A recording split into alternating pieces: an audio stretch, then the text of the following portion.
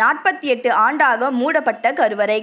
மீனாட்சி அம்மன் கோவிலில் சொக்கநாதர் கருவறை 48 ஆண்டுகளாக மூடப்பட்டு கிடந்தது. 1330ஆம் ஆண்டு அந்நியர் படையெடுப்பின் போது மீனாட்சி அம்மன் திருவுருவத்தையும் சுந்தரேஸ்வரரையும் உடைத்து நொறுக்க முயற்சி நடந்தது.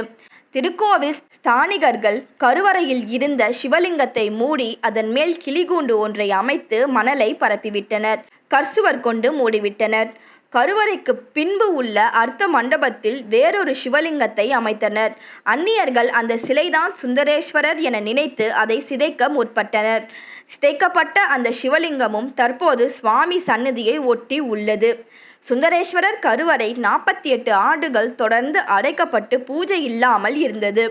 கம்பன்னர் என்ற வீரன் அந்நியர்களை வென்று மீண்டும் கருவறையை திறக்க ஏற்பாடு செய்தார். அப்போது 48 ஆண்டுகளுக்கு முன்பு பூசப்பட்ட சந்தனம் நறுமணம் வீசியது. சிவலிங்கத்தின் இரு பக்கமும் ஏற்றி வைக்கப்பட்ட வெள்ளி விளக்குகள் அணையாமல் எரிந்து கொண்டிருந்தது. இது அதிசயமாக கருதப்பட்டது. கோவிலை சுற்றி சிறப்பு பெற்ற மண்டபங்கள். அஷ்டசக்தி மண்டபம்.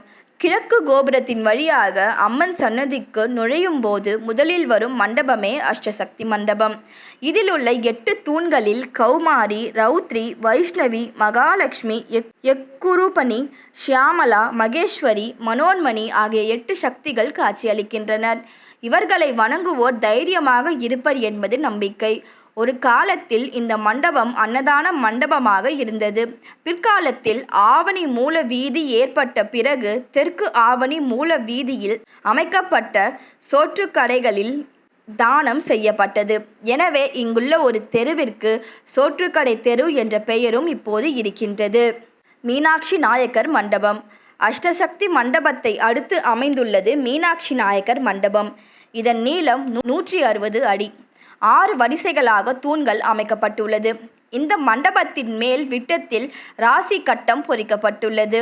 திருமலை நாயக்கரின் அமைச்சரான மீனாட்சி நாயக்கர் கட்டியதால் இந்த பெயர் பெற்றது. முதலி மண்டபம். இந்த மண்டபத்தை கடந்தை முதலியார் கட்டினார். சிவபெருமான் பிக்ஷாடனராக இங்கு காட்சியளிக்கிறார்.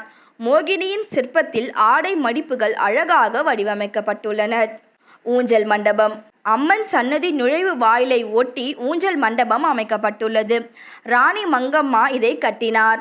ஊஞ்சல் மண்டபத்தின் எதிரில் தெப்பக்குளத்தின் மேற்கூரையில் மங்கம்மாள் மற்றும் நாயக்க அரசர்களின் தளவாயான ராமப்ப ஐயர் ஆகியோரின் சிலைகள் அமைக்கப்பட்டுள்ளது.